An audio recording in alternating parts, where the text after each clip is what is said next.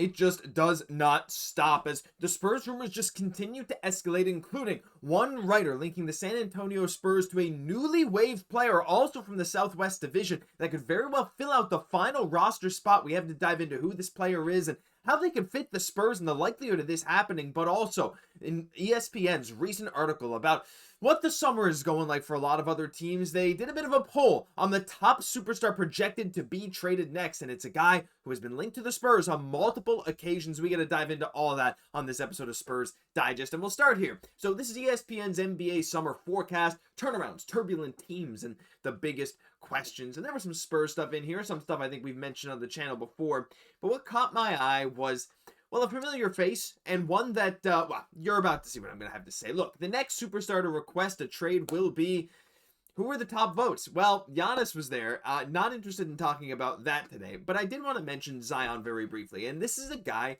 that has been linked to the San Antonio Spurs before, simply because you look at the San Antonio Spurs roster. Oh, spoiler for who I'm talking about later. Oh, don't go back and check it, or you can if you want. There's a timestamp if you want to skip to it anyway, but looking at the Spurs roster, power forward's a position of somewhat, do I want to say strength? None of these guys are really stars, though, as you guys probably know, I'm a Jeremy Sochan truther, one of the many, I'm sure, and I think he's going to end up being a stud. But with Barnes and Olynyk both on expiring deals, that position's going to have a bit of a need to fill within the next year or so. But regardless, you know, bringing in a guy like Zion to this team, you look at Wemby, you look at just the newly extended Fox, you're like, man, like this team, you add someone else like that, that would be an unstoppable team. And in theory, I suppose so. The problem is, every time I see stuff like this, I see Spurs fans saying, hey, let's go get him. Not everyone. A lot of you guys probably don't agree with that. And I tend to be in the same boat as you. Like, I don't see this happening for multiple reasons. I mean, health is just one. The dude has undeniably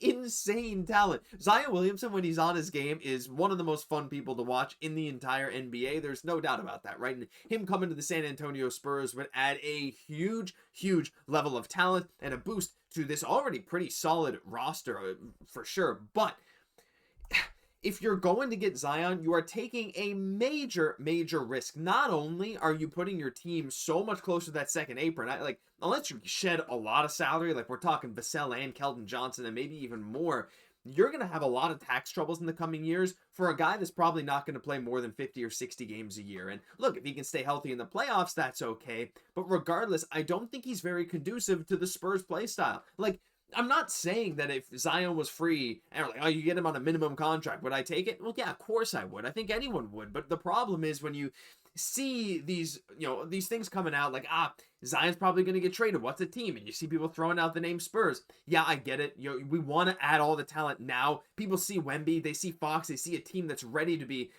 maybe the face of the league for the coming years. If Wemby can't do that on his own, this whole team is going to be, right, he's going to be the face of the league. The Spurs, bet you we're going to see a lot of new fans coming in the near future. But look, I get adding talent. I just don't think he's a fit. So just wanted to touch on that because I did see a lot of Spurs fans talking about that on Twitter and various comment sections of social media. But leave me your thoughts on that down below because I am a no on that right now. Again, unless he came in for completely free, but that would never happen. But hey, before we get into this other very interesting player that was recently waived, make sure you hit that subscribe button. You made it. Oh, we're almost 4 minutes in. Thank you for watching, by the way. We are so close to 10,000 subscribers. The season's right around the corner, and we're not missing a single day of Spurs content. We are consistent. We are here every single day for you. Let's talk a bit about the next guy, and I want to show you the roster first, because this next guy, well, he plays a bit of a hybrid 3/4, and while we do have guys like that, Sochan's more of a pure 4, though I guess could play the 3. I don't really see him as that. Barnes is a 3/4. Then you do have Keldon Johnson, and in the future, Carter Bryant, I think, could play anything from the shooting guard up to the power forward position, but he's not ready yet. He's still raw. I don't expect him to come in and make a huge impact anytime, before at least halfway through the season. I don't know. Maybe his development curve will be crazy, but there was a recent bit of news today from Shams Charania that the Dallas Mavericks are waiving 2023 first-round picks Olivier-Maxence Prosper. Prosper, he's Canadian. I think he's Quebecois. Whatever. Olivier-Maxence Prosper via stretch provision, sources tell ESPN. And this is not necessarily surprising. I believe it was just a day or two ago that we heard that the Mavericks and him, well, they were not very close on any kind of terms. And Maxence Prosper was kind of like, yeah, I think I'm just going to be gone. I think the Mavs are going to trade him. And so naturally, you start wondering, well, where's he going to land? Because he's a guy that put up some pretty solid stats in the G League this past year. 18.3 points, 7.8 boards, 2 assists, 42.5% from three. And, he's a lengthy wing. I think he's got a 7'1" wingspan. Like, he fits a lot of teams' goals of being an athletic, kind of long wing that can fill that 3 and 4 position, because he's 6'7". And so I saw this, Zach Caldwell there on Twitter, who writes for Pounding the Rock, by the way. He said, look, I think OMax could be a candidate for the Spurs' 15th and final standard roster spot. San Antonio are still lacking another 3-4 hybrid, and the former 24th pick in 2023 has the ideal frame, 6'8" with a 7'1" wingspan for that role. Still a work in progress on the offensive end, and that's putting it lightly. I mean, at the NBA level, the dude has not been able to make it like OMax, as he's so, what's the word I'm looking for? It doesn't matter. He's so fondly known as OMax by Mavericks fans. Like, look, 40% from the field this past year, 23.5% from three. The free throw percentage doesn't inspire confidence either. But the thing is, again, like, he's one of these guys that just thrives in the G League, does not thrive in the NBA.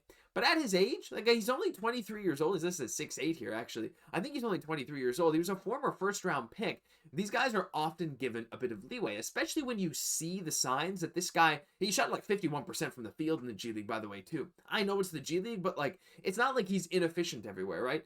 He can shoot the three. He shot, I think, 5 threes a game, 5.5 threes a game over 20-something games in the G League. So there's a decent sample size for his three-point shot. He can be efficient. He's lengthy. He can be a positive on defense. I just wonder, though, is he that guy to fill in that 15th roster spot? Now, I believe these are the 14 guys who actually have roster spots. I could be wrong. It might be Lindy Waters over David Jones-Garcia. I actually think David Jones-Garcia is on a two-way, but I like to put him in the roster because I like David Jones-Garcia. Not super thrilled that he got into that fight, but, anyway, the reasons behind that could very well be reasonable. I'm not going to dive into that whole thing, but anyway, I love having David Jones-Garcia on the San Antonio Spurs. I got to say that. Shout out to him and everything he's been doing. But right now, I have him there. The Summer League was amazing. But regardless, the Spurs do have that one open 15th roster spot as far as I know. And filling in with a guy like Olivier-Maxence Prosper could make sense.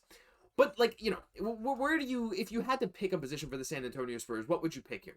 I think a 3/4 does make sense, provided, considering that guys like Keldon Johnson and Devin Vassell, there's a world where they do get moved at some point from the San Antonio Spurs to another team to bring in a guy that better fits maybe in the front court. In terms of guards, I think we have more than enough right now. There's no real need to bring in another guard for that 15th spot.